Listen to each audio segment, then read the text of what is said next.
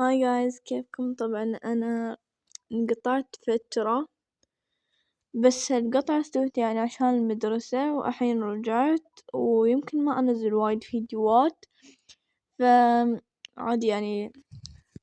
يعني لا تزعلوا إني انقطعت وكذا، أصلا انتم ما مهتمين من إنه ما في وايدين تابعوني، مو مشكلة.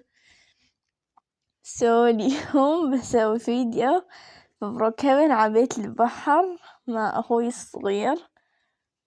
يعني قلدتهم أنا. زين، طبعا هذي ربيعتي.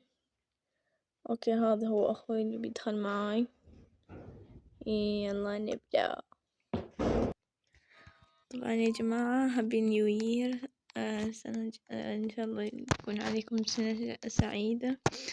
اول شي طبعا بنسويه ان ندور بيت على البحر. طبعا اذا ما تعرفون، سويت بيوت مجانية على البحر. اللي ما يعرف يعني البحر الجديد مش هذا البحر الجديد، هذا شاطئ. في بحر جديد، أيوه الحمد لله ما حد ماخذنه. ناخذه. أول شي بنحط كأنه بناية، يعني لأنه بنبنيه وكذا. تحمس زيادة. زين، باطرم العمال حتى ماشي خصوصي، على الأقل خلوه يتسكر. المهم،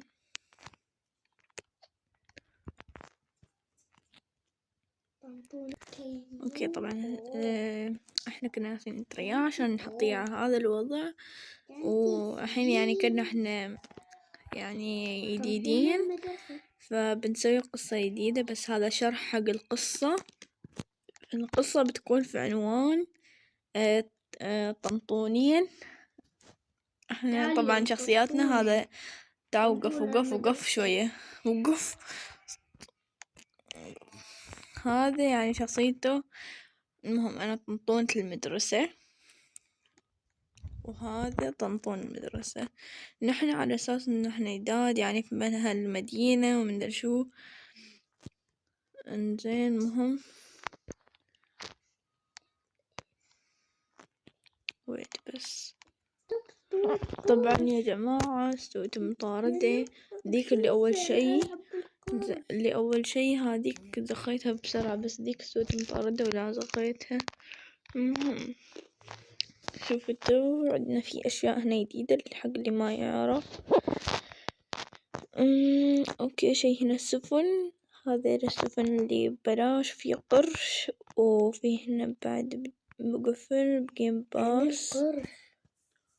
وش انت القرش؟ أنا أحب القرش. زين، ترى حتى أنا عندي قرش.